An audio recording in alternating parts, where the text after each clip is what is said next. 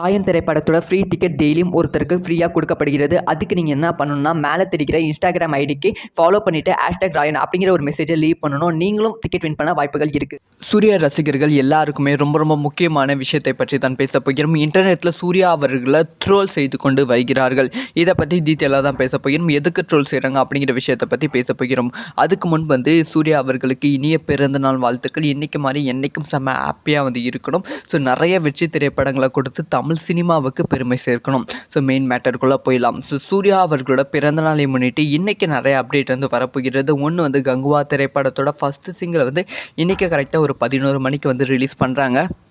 அது மட்டும் இல்லாமல் கங்குவா திரைப்படத்தோட ஃபஸ்ட்டு சிங்கிளோட சேர்த்து படத்தோட ரிலீஸ் டேட்டும் அனௌன்ஸ் பண்ண வாய்ப்புகள் இருக்குது அப்படின்னு சொல்லப்படுகிறது.